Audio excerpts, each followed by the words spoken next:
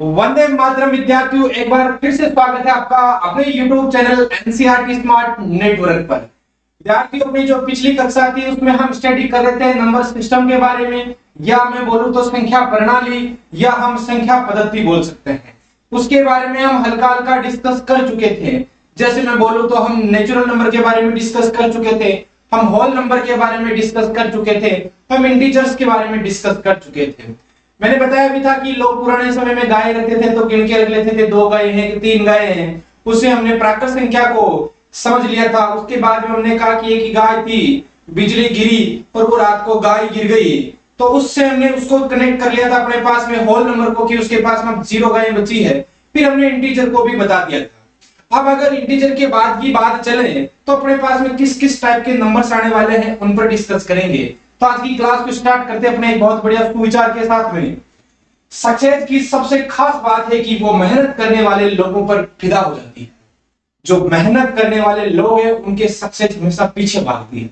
तो मेहनत जितनी ज्यादा आप कर सकते हो, सक्सेस को देखो ही मत सफलता मिलेगी या नहीं मिलेगी, परंतु अगर आप मेहनत कर रहे हो तो 101% हो सकता है 1-2 दिन लेट हो जाए, परंतु सफलता अनिवार्यता मिलेगी आपको। तो इसी सुविचार के साथ आज की कक्षा को प्रारंभ करते हैं अपने, जिसमें हम पढ़ रहे थे भाई नंबर सिस्टम। नंबर सिस्टम के दो, संख्या प्रणाली के दो, उसके बारे में हम हल्का हल्का डिस्कस कर चुके थे।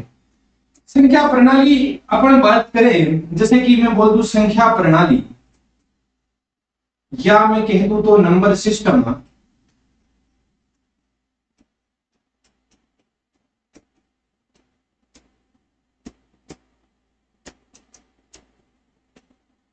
अगर हम बात करें संख्या प्रणाली या नंबर सिस्टम की तो 2-3 संख्याओं पर डिस्कस कर चुके थे। अगर मैं हल्का वापस रिकॉल करूं तो पहली संख्या मेरे पास में थी प्राकृत संख्या या प्राकृतिक संख्याएं। प्राकृत संख्याएं की बात करें तो अपने पास में ये होती है, किससे दर्शाया जाता है, n से, और लिखा क्या जाता है 1 2 3, और इस प्रकार से लिखा जाता है। ये मंजिला कोष्ठक क्यों लिखा जाता है, जैसे ही हम वास्तविक संख्या पढ़ लेंगे तो इस मंजिला कोष्ठक पर भी डिस्कस कर लेंगे भाई। जैसे छोटा कोष्ठक का क्या तात्पर्य है, बड़े कोष्ठक का क्या तात्पर्य है, मंझले कोष्ठक का क्या तात्पर्य है। मैं बात करूं सेकंड नंबर की, तो अपने पास में हमने पढ़ा था पूर्ण संख्याएं। कैसी संख्याएं भाई, पूर्ण संख्याएं। और उसको लिखा कैसे जाता है अपने W से, और कौन कौन शामिल होता है 0 1 2 3, इस प्रकार से चलती है। मैं बात करूं इंटीजर्स की तो अपने तीसरा था पूर्णांक की पढ़े थे हमने। और इंटीजर्स की अगर हम बात करें तो किस किस टाइप के इंटीजर्स थे अपने पास में, I से लिखते थे या Z से लिखते थे। और क्या आता था उसमें, एक तो 0 आता था, एक प्राकृत संख्या आती थी, एक ऋणात्मक प्राकृत संख्या आती थी। कहने का तात्पर्य -3 -2 -1 0 1 2 क्या आएगा भाई 3, इस प्रकार के नंबर आते थे अपने पास में। तो इन चीजों पर तो हम डिस्कस कर चुके थे। फिर हमने पूर्णांक के कुछ गुणधर्म जान लिए थे। समपूर्णांक विषम पूर्णांक क्या था वो जान लिए थे। दो समपूर्णांक को जोड़ने पर क्या आएगा, विषम पूर्णांकों को जोड़ने पर क्या आएगा, यहां तक का हम स्टडी कर चुके हैं। आगे की स्टडी में अब लोग क्या हो रहे थे, फ्री बैठे थे। अब फ्री बैठे तो कोई ना कोई काम कर ही लेते हैं। ऐसे लगता था कि फ्री तो बैठे हैं तो संख्याओं के साथ खेल लेते हैं। तो संख्याओं के साथ लोगों ने खेलना स्टार्ट किया और उन्हें इंटीजर्स को उठाया, पूर्णांकों को उठाया और उनके साथ खेलना शुरू कर दिया। खेले जैसे कभी कभी तो क्या करते थे, 2 पूर्णांकों को जोड़ते थे। मामला बैठ रहा था, 2 पूर्णांक जोड़ रहे थे, बढ़िया बढ़िया वैल्यू आ रही थी। उसके बाद में कभी कभी क्या करते थे, 2 पूर्णांकों को घटा देते थे। कोई तकलीफ नहीं दे रहे थे, घटा रहे थे, जोड़ रहे थे, गुणा कर रहे थे। मजा तो तब आया जब उन्होंने 2 पूर्णांकों को डिवाइड कर दिया। जोड़ा घटाया गुणा किया, कोई तकलीफ नहीं हुई। मजे वाली बात तब पैदा हुई जब उन्होंने 2 इंटीजर्स से डिवाइड हो गए। अब 2 इंटीजर का भाग लगा तो ये मजे वाली बात क्यों हो गई उसको हम समझते हैं। ये अपने पूर्णांक। अब लोग क्या बैठे थे, तो खाली बैठे थे, तो जोड़ बाकी कर रहे थे, कभी कोई गुणा भाग कर रहा था और सीखने की ट्राई कर रहे थे। तो कभी जोड़ की, कभी बाकी की, कभी गुणा किया। और एक ऐसा बंदा भी मिला जिसने भाग दिया, और भाग कुछ इस तरह को दिया, 1 लिखा 1/2 लिखा। क्या लिखा 1/2। एक बंदा ऐसा था जिसने लिख दिया अपने पास में 5/2, कोई तकलीफ नहीं दे रहा था अपने पास में। एक बंदा ऐसा था जिसने 1/5 कर दिया। डिवाइड कर रहे थे, फ्री बैठे थे तो क्या तकलीफ थी, 1/2 लिख दिया, 5/2 लिख दिया, 1/5 लिख दिया। पर मजा तो उस दिन आया जब एक बंदे ने 1/3 लिख दिया, या मैं बोलूं तो 10/3 लिख दिया। मजे वाली बात तो उस दिन पैदा हो गई थी। कारण मैं बता देता हूं। अगर मैं बात करूं 1/2 की तो मेरे पास में वैल्यू आती है 0.5। भाग देके देख सकते हैं। मैं बात करूं 5/2 की, तो क्या तात्पर्य होगा 5/2 का अपने पास में भाई? अपने पास में 2 दूनी 4 हो जाएगा, 1 बच जाएगा, 5 हो जाएगा। कितनी बार? 2.5 बार। मैं बात करूं 1/5 की, तो सीधा सीधा 0 आएगा, उसके बाद में 10 होगा, अपने पास में कितना आ जाएगा भाई? 2। 0 पॉइंट कितना आ जाएगा? 2। यहां तक काम चल रहा था, अपने पास में कोई तकलीफ नहीं थी। एक बंदा ऐसा आया जिसने क्या लिख दिया? 10/3 और 3 का भाग दे दो देखे 10 में। किस प्रकार से चलता है देखिए, क्या लिख लूं? 3 9 हुआ, पॉइंट लगा, 1 बचा, 0 हुआ, क्या हो जाएगा? 3। कितनी बार? 9। 1 0 3 3 3। इस प्रकार से भाग चल रहा है, नीचे भी भाग चल रहा है। कहने का तात्पर्य अपने पास में जो 10/3 है उसकी वैल्यू क्या आ रही है? 3.3333। इस प्रकार से वैल्यू आ रही थी। अब कितनी वैल्यू आ रही है आप खुद अंदाज लगा सकते हो। और कितनी बार भाग जाएगा? भाग का कभी एंड नहीं होने वाला है। मतलब ये भाग इनफाइनाइट बार चलने वाला है, अनंत बार चलने वाला है। जहां तक आपकी क्षमता है तब तक ये भाग जाने वाला है। ठीक है, मामला बढ़िया चल रहा था। मजा उस दिन और आ गया जब एक बंदे ने अपने पास में क्या लिख दिया? 22/7 लिख दिया। किसने क्या लिख दिया? 22/7। तो 7 से डिवाइड करते हैं, अपने पास में 7 कितना हो जाता है भाई? 21 हो जाता है।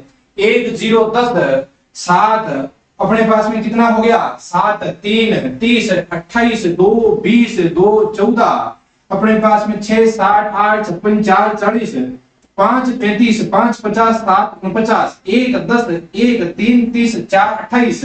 इस प्रकार से भाग जा रहा है। 2 बच गए 20 हो गए, 7 दूनी 14 हो गया, उसके बाद में 6 बच गए 60 हो गए, 7 8 56 हो गया, 4 बच गए 40 हो गए अपने पास में, तो 7 पंजो 35 हो गया, और अपने पास में 5 बच गए 50 हो गया, 7 7 49 हो गया, 1 बच गया 10 हो गया, तो 7 एकम 7 हो गया, और भाग और चलेगा। तो इसको सोचना, देखिए ये क्या क्या बन रहा है अपने पास में। 22/7 की वैल्यू देखो, देखिए 3.142857 1428557 1428557।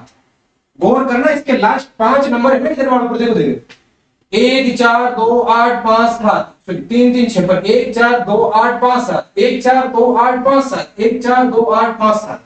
लास्ट के ये जो 6 नंबर यहां पर दशमलव के बाद में जो ये संख्या लिखी हुई है, ये वाली संख्या यहां पर आई है, वापिस ये वाली संख्या सेम डिट्टो यहां पर आई। कहने का तात्पर्य इसमें भाग में जो हमने 10/3 लिखा था उसमें 3.3333 कुछ इस टाइप का आ रहा था। केवल एक ही 3 था जो बार बार रिपीट हो रहा था, परंतु इधर मैं गौर करूं तो दशमलव के बाद की 6 संख्याएं बार बार बार बार रिपीट हो रही है। कहने का मतलब ये वाली 6 संख्या रिपीट हो रही है, इधर की इधर सेम डिट्टो 6 छपी है, ये वाली 6 इधर छप गई। तो जो संख्याएं रिपीट होती है, तो छोटी क्लास में हमने सीखा था उनके ऊपर बार लगाया जाता है। क्या लगाया जाता है भाई? बार। जैसे मैं लिखूं 10/3, लिखेंगे 3.333 इस टाइप से लिखने वाले हैं। तो शॉर्ट रूप होता है अपने पास में, छोटा रूप होता है, उसको लिखते 3.3 का बार। कहने का तात्पर्य अब 3 3 3 3 ही आना है आगे, और वो आना है इनफाइनाइट टाइम। मैं बात करूं 22/7 की, तो आना क्या अपने पास में 22/7? 3.1428557। अब आगे सेम आ रहा है 14 28 57 14 28 57। तो ये 14 28 57 पर मैं क्या लगा देता हूं? बार। और ये आगे आएगा जो आएगा वो 14 28 57 14 28 57 14 28 57 ही आने वाला है। तो इस तरह लोग कभी जोड़ कर रहे थे, कभी बाकी कर रहे थे, गुणा कर रहे थे, कभी कभी क्या कर रहे थे? भाग। ये हम भाग पढ़ क्यों रहे? इसका अपने यूज कहां है? इनका यूज है, जितनी भी मैंने अभी संख्याएं लिखी है उनमें कभी कभी तो देखो भाग पूरा का पूरा चला गया, कभी कभी भाग पूरा चला गया, कभी कभी भाग अपने पास में खत्म ही नहीं हुआ, अनंत बार चला। तो कहने का मतलब भाग शांत हो जाना, उसके बाद में भाग शांत नहीं होना, उसे हम बोलते अशांत। अशांत में भी हमने क्या पढ़ा कि वो जो कोई फिक्स संख्या है उसकी बार बार क्या हो रही है अपने पास में भाई? आवर्ती। तो कहने का तात्पर्य हम घूम फिर के वहीं आने वाले हैं। ये जो संख्याएं लिखी हुई है वो एक अनुपात के टाइप से लिखी हुई है, 10/3 5/2 एक अनुपात से टाइप से लिखी हुई है, एक भिन्न के रूप में लिखी हुई है, वो एक रेशियो के रूप में लिखी हुई है। लास्ट में जो मैंने वर्ड बोला है वो रेशियो बोला है। इस रेशियो शब्द का क्या मतलब होता है? अनुपात होता है। और मैं बात करूं परिमेय संख्या की, तो परिमेय संख्या को अंग्रेजी में अपने बोला जाता है रेशनल। अगर मैं बात करूं परिमेय संख्या को अंग्रेजी में क्या बोला जाता है? रेशनल। और इसका जो ये शब्द है ये क्या है भाई? रेशियो तो है। क्या है ये अपने पास में? रेशियो। इसी को तो क्या बोलते हैं? अनुपात। परिमेय संख्याएं। तो अपने पास में जो रेशियो बनता है वो किसको रिप्रेजेंट करता है? परिमेय संख्या को। तो परिमेय संख्या की अगर मैं मैथमेटिकली परिभाषा, हालांकि जो मैंने सारी संख्याएं लिखी हुई है वो परिमेय संख्याएं हैं, परंतु अगर मैं मैथमेटिकली परिभाषा की बात करूं कि परिमेय संख्या क्या होने वाली है, तो परिमेय संख्या की अगर बात करें, परिभाषा लिख लेते हैं। छोटी क्लासों में पढ़ रखी है आपने परिभाषा, बाकी जो मैंने रूप लिखे हैं वो सारे के सारे परिमेय संख्याओं के थे। परिमेय संख्या या परिमेय संख्याएं या रेशनल नंबर्स, वे संख्याएं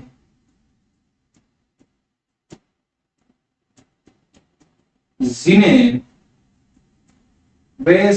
जिन्हें P बटा Q के रूप में, P बटा Q के रूप में लिखा जा सके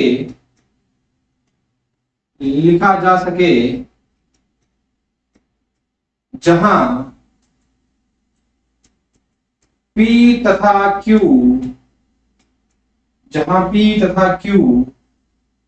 पूर्णांक हो, जहां P तथा Q क्या हो? पूर्णांक हो, तथा अपने पास में ये जो Q है जो मैंने बटा में लिखा है वो क्या नहीं होना चाहिए? तथा Q नॉट इक्वल टू 0 हो। क्योंकि अगर मैंने Q को 0 दे दिया, ऊपर 2 लिख दिया, तो 2 बटा 0 अपने पास में अनंत बन जाएगा, और अनंत कोई संख्या नहीं है। वापस रिपीट कर रहा हूं, अनंत कोई संख्या नहीं है। ये एकमात्र एक संकेत है, that is only notation of infinity. ये एकमात्र संकेत है। किसका संकेत है? इंफिनिटी का संकेत है, कोई संख्या नहीं है। ये था अपने परिमेय संख्या की परिभाषा। मैं एग्जांपल की बात कर लेता हूं। एग्जांपल की बात करें तो हम लिख सकते हैं 1/2। मैं बात करूं स्कोर क्या लिख सकते हैं? 5/2, और लिख सकते हैं 1/5। इस प्रकार की उदाहरण लिख सकते हैं। और ये जो भाग है वो अपने पास में कैसा है भाई? शांत है। हम बात करें और क्या लिख सकते हैं अपने पास में? जैसे हम लिख सकते हैं 10/3, 22/7, इस प्रकार हम लिख सकते हैं। और ये जो मैंने लिखा है वो अशांत तो है ही। बाद में जो संख्याएं लिखी गई है उनकी अपने क्या हो रही है भाई? आवर्ती हो रही है। तो ये कैसी संख्या है? अशांत आवर्ती। भाग खत्म नहीं हो रहा है, टर्मिनेटिंग नहीं हो रहा है, परंतु वो जो वर्ड लिखे, आगे संख्या लिखी गई है उनकी बार बार क्या हो रही है? आवर्ती रिपीट हो रही है, वो संख्या बार बार रिपीट हो रही है। तो ये थी अपने पास में परिमेय संख्या की डेफिनेशन और उससे जुड़े कुछ एग्जांपल। क्या परिमेय संख्या की डेफिनेशन लिखना, एग्जांपल लिखना, वहां तक की परिमेय संख्या है क्या आपने? वहां तक परिमेय संख्या नहीं है। आगे का भी लेवल है परिमेय संख्या का, और वो लेवल क्या कहता है परिमेय संख्या का? जैसे कि मैं अपना इसको एक स्टेटमेंट की मैं बात करूं, क्या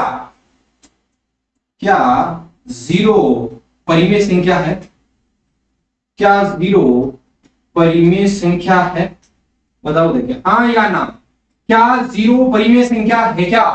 क्या परिभाषा है परिमेय संख्या की? जिसे P बटा Q के रूप में लिखा जा सके और Q नॉट इक्वल टू 0, और P Q क्या होना चाहिए भाई? पूर्णांक। तो 0 एक परिमेय संख्या है। हाँ है, क्यों है?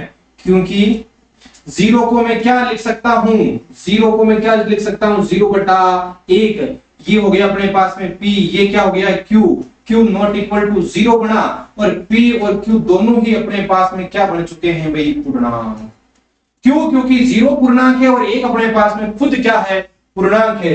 तो इसे 0/1 लिख सकते हैं। इसका मतलब 0 कैसी संख्या है? परिमेय संख्या है। अच्छा, 0 परिमेय संख्या ठीक है। क्या -1 परिमेय संख्या है? क्या -2 परिमेय संख्या है? क्या -3 परिमेय संख्या है क्या?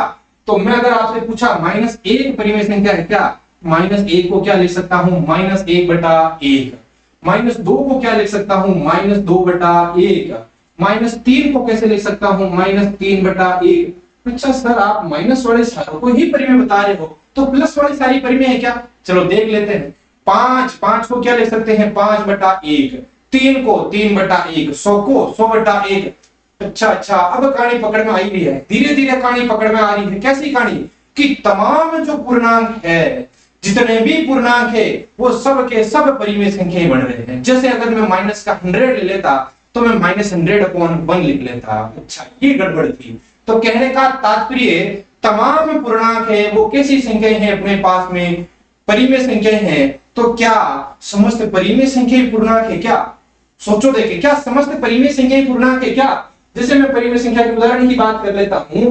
क्या अपने पास में उदाहरण 1/2 परिमेय है, परंतु ये अपने पास में पूर्णांक है क्या? क्योंकि 1/2 की वैल्यू आती है 0.5, ये दशमलव रूप है, तो ये कैसी संख्या नहीं है, पूर्णांक नहीं है। तो मेरा जो स्टेटमेंट है वो कुछ इस तरह का है कि नोट लगा के लिख सकते हो आप। क्या स्टेटमेंट है मेरा? समस्त पूर्णांक परिमेय संख्याएं होती है। समस्त पूर्णांक संख्याएं बोल दो जी। समस्त पूर्णांक परिमेय संख्याएं होती है। समस्त पूर्णांक है वो कैसी संख्या है? परिमेय संख्याएं होती है, परंतु सभी परिमेय संख्याओं का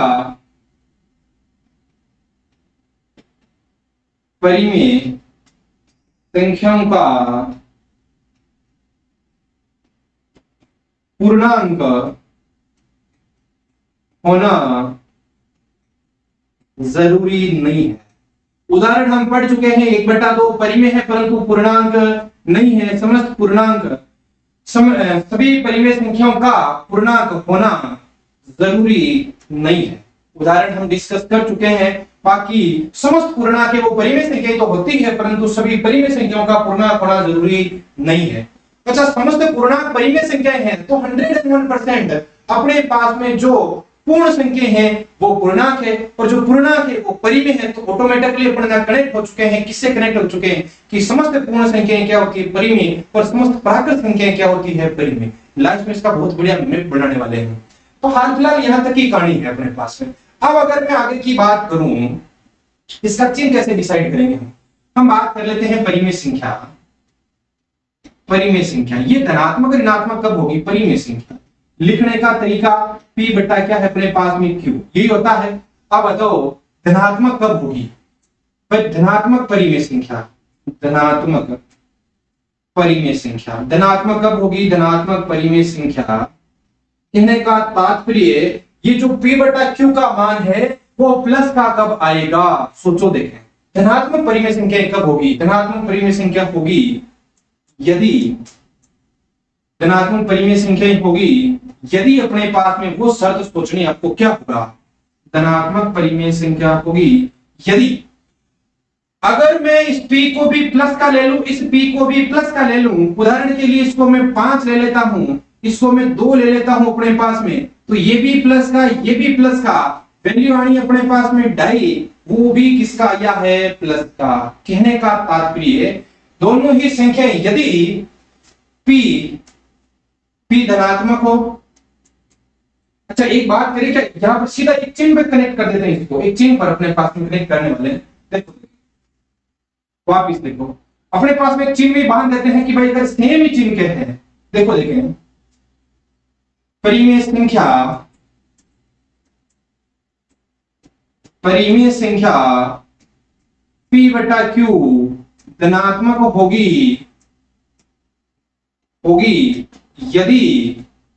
यदि अब सोचो देखें, यदि p अपने पास में मान लो पॉजिटिव है और अपने पास में q भी क्या है भाई? पॉजिटिव है। तो देखो p बटा q, ये संख्या पॉजिटिव है, ये संख्या पॉजिटिव है, पॉजिटिव में पॉजिटिव का भाग लगेगा तो 100% जो नंबर आएगा वो कैसा आएगा भाई? पॉजिटिव आएगा। कहने का मतलब दोनों के चिन्ह क्या है? सेम है, प्लस प्लस है। बाई चांस में ऊपर वाला पॉजिटिव ले लूं और नीचे वाला नेगेटिव ले लूं, उत्तर कैसे भी आए परंतु आएंगे किसमें? नेगेटिव आएंगे। उदाहरण, ऊपर वाला 1 ले लेता हूं, नीचे वाला -2 ले लेता हूं, इसके उत्तर आने वाले हैं -0.5। कहने का मतलब ऊपर प्लस का चिन्ह था, नीचे माइनस का चिन्ह था, उत्तर किस में आए थे? माइनस में आए थे। परंतु मेरे को परिमेय संख्या p बटा q धनात्मक होगी अगर ऊपर वाला भी प्लस में, नीचे वाला भी प्लस में, और साथ में ये कह दूं कि ऊपर वाला माइनस में ले लो सर और नीचे वाला माइनस में ले लो। फिर देखो देखें, छोटी क्लास में माइनस माइनस भिड़ा देते थे और चिन्ह कैसा आ जाता था? प्लस का। और ऐसे सोच पा रहे तो लिखो, देखो -1 और माइनस का 2 उत्तर आएगा 0.5 प्लस का, क्योंकि ये काट देते थे। तो परिमेय संख्या p बटा q धनात्मक होगी यदि p तथा q समान चिन्ह के हो, समान चिन्ह के हो। किस चिन्ह के हो भाई? समान चिन्ह के हो। अच्छा, यहां तक मामला ठीक है कि परिमेय संख्या p बटा q धनात्मक होगी यदि p तथा q समान चिन्ह के हो। तो बताओ परिमेय संख्या ऋणात्मक कब होगी? परिमेय संख्या p बटा q जब q नॉट इक्वल टू 0 ऋणात्मक होगी यदि p तथा q मेरे पास में p तथा q किस चिन्ह के हो? p तथा q विपरीत चिन्ह के हो, विपरीत चिन्ह के हो, विपरीत चिन्ह के हो। कहने का तात्पर्य, अगर मेरे पास में p प्लस में ले रहे हो तो q माइनस में ले लेना, q को प्लस में ले रहे हो तो p को माइनस में ले लेना। उदाहरण में बोल देता हूं -1/2 वैल्यू -0.5, ऊपर 1 नीचे -2 तो भी वैल्यू -0.5 है। p परिमेय संख्या p बटा q ऋणात्मक होगी यदि p तथा q विपरीत चिन्ह के हो, मतलब प्लस है माइनस है प्लस है। ये अपने थे दो स्टेटमेंट और वो शानदार वाले स्टेटमेंट है। इनसे सवाल कंपटीशन में बहुत बार पूछे जाते हैं और सीधे सीधे पूछे जाते हैं परिमेय संख्या ऋणात्मक होगी और ऑप्शन दिए जाते हैं, तो वहां से सोचने में लग जाते हैं, आंसर आते नहीं है और फिर आके ओले ये भी गलत है। तो उससे अच्छा पहले ही अपनी तैयारी को मजबूती प्रदान कर दो। तो ये थी अपने पास में परिमेय संख्या से दो प्रॉपर्टीज जुड़ी हुई और एक मैंने स्टेटमेंट पहले लिखा था कि समस्त पूर्णा क्या होती है? परिमेय संख्या होती है। चलो परिमेय संख्या में एक दो स्टेटमेंट ये हो चुके हैं। अब परिमेय संख्या का मानक रूप क्या होता है? परिमेय संख्या का मानक रूप, परिमेय स्टैंडर्ड फॉर्म क्या होती है? परिमेय संख्या का मानक रूप क्या होता है? ये मानक रूप अगर मैं बात करूं परिमेय संख्या का मानक रूप, तो अपने पास में जैसे कोई संख्या लिखी हुई है, ऊपर 5 लिखा हुआ है, बट्टा में 10 लिखा हुआ है, ये हाल फिलहाल परिमेय संख्या का मानक रूप नहीं है भाई। परिमेय संख्या का मानक रूप ये तब बढ़ेगा जब इनको मैं काट दूं, ये 5 एक बार, ये कितनी बार? 2 बार कर चुका है। ऐसी फॉर्म आ जाए कि अब कोई भी कॉमन गुणनखंड एक के अलावा कुछ नहीं आए, अंश और हर में, मतलब अब कटेगा नहीं। और अंतिम अगर भिन्न में हम पहुंच जाए तो अंतिम भिन्न जो अपने पास में बनती है, जब उसमें कटता नहीं है, गुणनखंड एक के सिवाय कोई कॉमन नहीं आता है, तो वो जो भिन्न बनती है या जो अपने पास में परिमेय बढ़ती संख्या है, वो परिमेय संख्या का कैसा रूप होता है? मानक रूप होता है। कहने का मतलब परिमेय संख्या का जो मानक रूप होगा उसमें जो ये अपन p बटा q लिखते हैं, उसमें p और q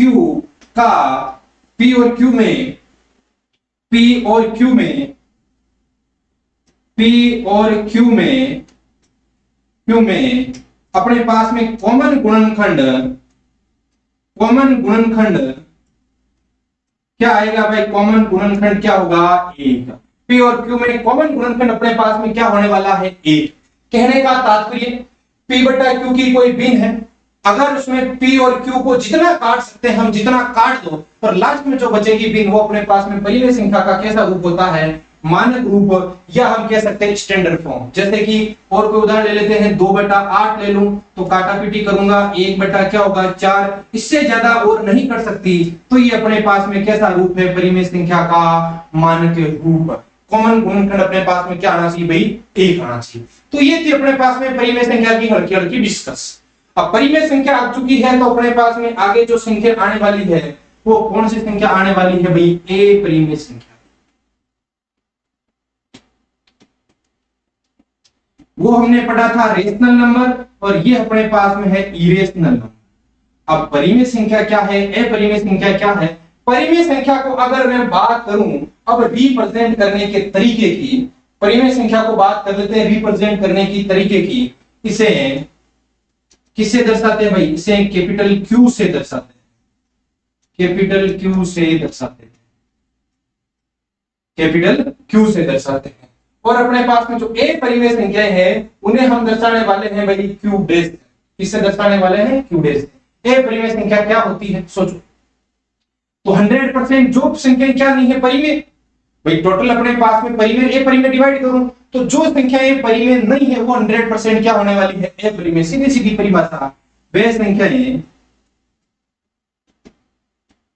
संख्याएं जो क्या नहीं है अपने पास में, जो परिमेय नहीं है, वे संख्याएं जो परिमेय नहीं है उन्हें ए परिमेय संख्याएं कहते हैं। कैसी संख्याएं कहते हैं भाई, ए परिमेय संख्याएं कहते हैं,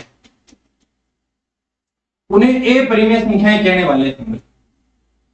जो संख्याएं वे संख्याएं जो परिमेय नहीं है उन्हें हम क्या कहने वाले हैं, उन्हें ए परिमेय संख्याएं कहती है। अब एग्जाम्पल की बात चलेगी, इसके हालांकि दो पॉपुलर एग्जाम चलते हैं, तो पाई एक चलता है स्मॉल ई, ये बहुत शानदार वाले एग्जाम्पल होते हैं। जब भी अपने को पूछा जाता है कि परिमेय संख्या का बेटर से बेटर एग्जाम्पल दो, तो मैं उन दो एग्जाम्पल भी जरूर डिस्कस करता हूं, एक तो पाई और एक मेरे पास में क्या आता है भाई ई, स्मॉल ई, नेपियर जिसको कहा जाता है। अब मैं बात कर लेते हैं वे संख्याएं जो परिमेय नहीं है उन्हें अपरिमेय संख्याएं कहते हैं। एग्जाम्पल की बात कर लेते हैं। अगर मैं बात करूं दशमलव का, अगर मैं दशमलव का बात करूं तो अपने पास में कैसा कैसा दशमलव आता था, सोचो। एक तो दशमलव आता था अपने पास में स्थान, मतलब कि जैसे 2.3, 5.2, 7.1, 7.2356 इस प्रकार के नंबर आते थे, या 5.2346 इस प्रकार का थे, 1.23465889 इस प्रकार की संख्या आती थी।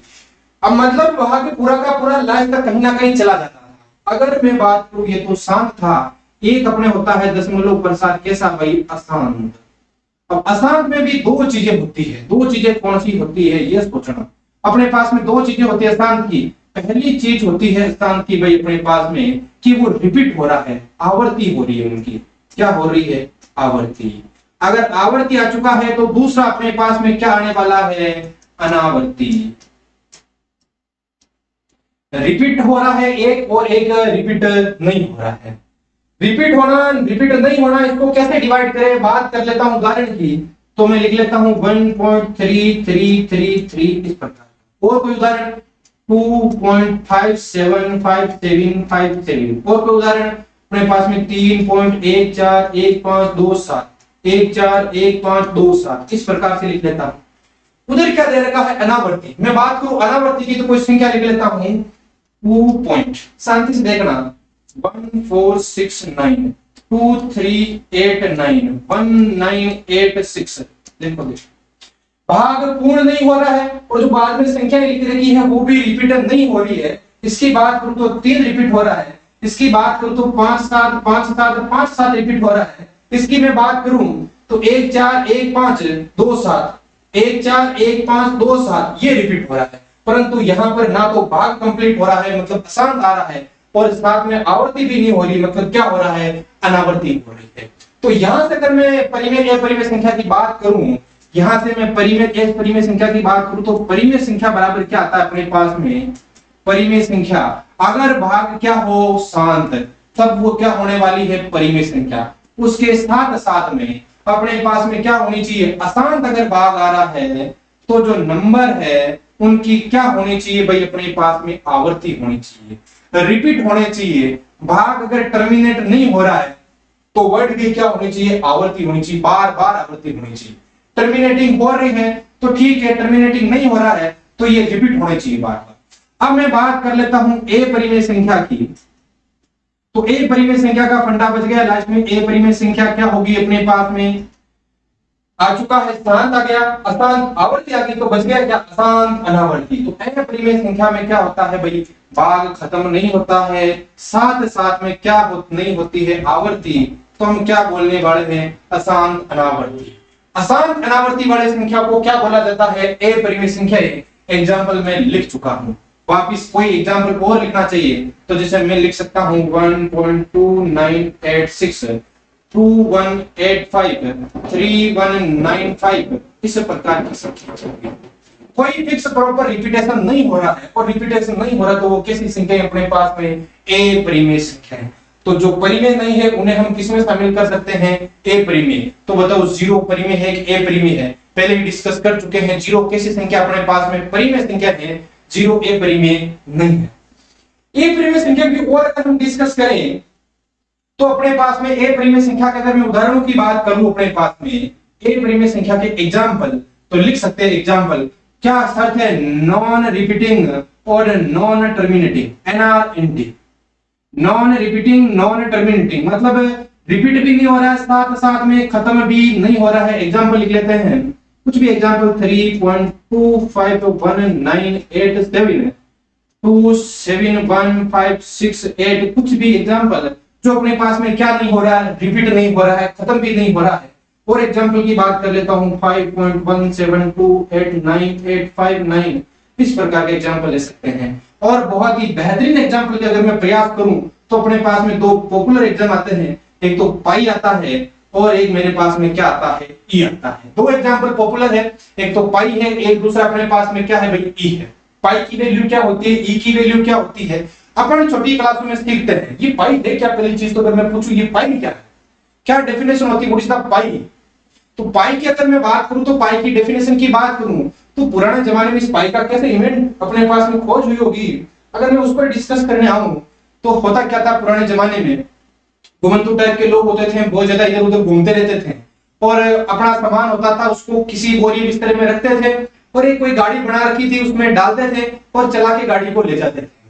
तो उस टाइम क्या होता था कि वो टायर कुछ इस तरह के बना रखे थे, मान लो टायर कुछ इस तरह के थे कि वो जब गाड़ी चलती थी तो वो सामान गिर जाता था अपने पास में, थोड़ी दूर चले सामान गिर गया, थोड़ी दूर चले सामान गिर गया, लफड़ा हो रहा था। तो लोगों ने दिमाग लगाना स्टार्ट किया कि किस तरह इसको बनाया जाए कि ये सामान ना गिरे, मतलब टायर को किस तरह बनाया जाए। अगर टायर अपने पास में सेट हो गया ना तो ये सामान गिरने का बहुत कम चांस रहेगा। तो लोगों ने धीरे धीरे दिमाग लगाना स्टार्ट किया। अब दिमाग किस तरह, कभी टायर ऐसा हुआ करता था, मान लो ऐसा टायर था, अब ये टायर चल रहा है गाड़ी से तो 100% सामान तो गिरेगा ही। और पुराने समय में अपने गाड़ी होती थी जो अपनी ये कचरा उठाने वाली गाड़ी थी जिसके एक सामने टायर लगा होता है, दो पीछे टायर लगे होते हैं, उसको ऐसे पकड़ के चलाते हैं, उस प्रकार की गाड़ी होती थी मान लो, और उस पर टायर ऐसा लगा हुआ है, अब उसमें सामान डाल रखा है तो 100% गिरेगा ही गिरेगा।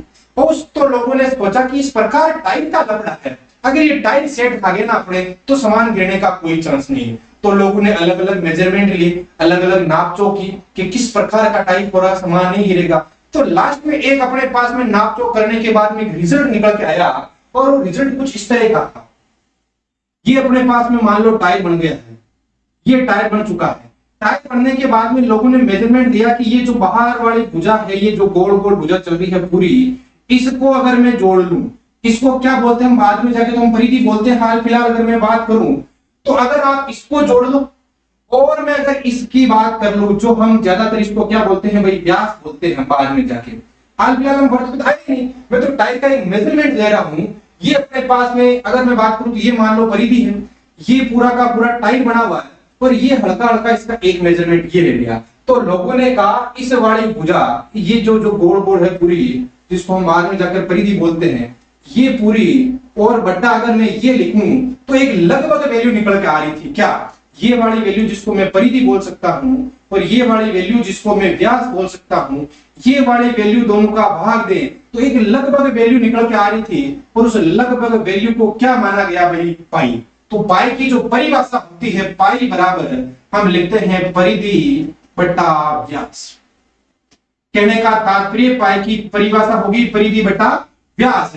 परिधि और व्यास के अनुपात को अपन क्या बोलते हैं भाई, पाई बोलते हैं। परिधि और व्यास के अनुपात को क्या बोला जाता है, पाई। तो इस तरह कहीं ना कहीं पाई की खोज हुई होगी। मतलब जो भी चीज वृत्ताकार है उसका आप ये वाला मेजरमेंट ले लो और ये वाला मेजरमेंट ले लो, डिवाइड कर दो, लगभग पाई की वैल्यू के लगभग आने वाली है। और पाई की जो लगभग वैल्यू हम मानते हैं वो मानते हैं अपने पास में ये सत्य में वृत्ताकार होना चाहिए, और पाई की जो वैल्यू हम लगभग मानते हैं वो मानते हैं हम 3.14 और या 22/7 लगभग मानते हैं। मैं वर्ड इस्तेमाल कर रहा हूं लगभग। तो कहने का तात्पर्य पाई की वैल्यू लगभग 22/7 है, तो फिक्स 22/7 नहीं है तो कितनी है अपने पास में। हम तो आज तक यही पढ़ते आ रहे थे कि पाई का मान 22/7 होता है। अगर मैं एक सवाल ही पूछ लूं यहाँ पर कि पाई का मान होगा, एक अपने पास में जब जेई मेन का प्रश्न था उसमें सवाल पूछा गया था कि अपने पास में उसके आंसर आगे जाके कहीं ना कहीं 22/7 आ रहे थे। तो उसमें दो ऑप्शन थे अपने पास में सवाल में, 22/7 उत्तर आ रहे थे, 22/7 ऑप्शन में भी था और आगे कहीं ना कहीं जाके पाई भी था। तो उस टाइम क्या होता था कि अपने पास में भाई 2-3 सवाल है तो उन दोनों सवालों में आप 2 से ज्यादा ऑप्शन सही कर सकते हो आप। तो लोगों ने दोनों ऑप्शन को सही कर दिया था। उसमें फिर यह देखा जाता है कि सबसे ज्यादा कौन सा सही है। तो लोगों ने दोनों सही कर दी क्रम में। अब लफड़ा ये हो गया क्योंकि वैल्यू 22/7 आई थी और 22/7 कभी भी पाई के बराबर नहीं होता है, ये विशेष ध्यान रखना है। क्यों? क्योंकि जो पाई की वैल्यू होती है वो हम मानते हैं कि लगभग अपने पास में 3.14 आएगी। क्या आएगी? वो लगभग आएगी, फिक्स 3.14 नहीं आएगी। बाकी तो पाई की वैल्यू बहुत सारी होती है, जैसे मैं लिख दूं अपने पास में इस प्रकार वैल्यू चलती रहती है पाई की 3.141592, इस प्रकार से आगे भी वैल्यू चलती रहती है। ये जो पाई का मान है ये लिखा हुआ है पाई बराबर 3.14। तो हम क्या इसकी शुरू से 2 नंबर उठा लेते हैं। दशमलव में यही पढ़ता है कि दशमलव के आगे के 2 अंक अपने ज्यादा काम के है, उससे आगे के लेना देना नहीं है। तो ये पाई की लगभग वैल्यू होती है। और जो पाई का अपने पास में जिक्र कर रहा था, मैं किस वजह से जिक्र कर रहा था अपने पाई का जिक्र अपने क्या हो रहा था कि पाई है कौन, पाई का इवेंट अपने पास में इन्वेंट कैसे हुई है पाई। तो पाई की डिस्कस कर चुके हैं, पाई की लगभग मान, पाई का मान लगभग, या अपन लगभग नहीं लिख के अपना एग्जैक्ट वैल्यू लिख लेते अपने पास में। पाई बराबर क्या आता है? पाई बराबर अपने पास में वैल्यू आती है भाई 3.141592, कुछ इस टाइप से वैल्यू चलती रहती है। उसके बाद में बात में करूं ई की, तो ई का मान लगभग होता है अपने पास में 2.71। ये ई क्या बीमारी है? ई को बोला जाता है नेवियर के बारे में अगर आपने हल्का हल्का पढ़ रखा है, साइड नहीं पढ़ रखा होगा, वैसे ई अपने बड़ी क्लासों में आता है। जैसे हम पढ़ेंगे लोग लघुगणकीय फलन होता है, 11th से आजकल एनसीईआरटी ने उसको रिमूव कर दिया गया है, बाकी बहुत ही शानदार चैप्टर है जो केमिस्ट्री फिजिक्स में भी अपना रोल निभाता है, बहुत बढ़िया रोल निभाता है।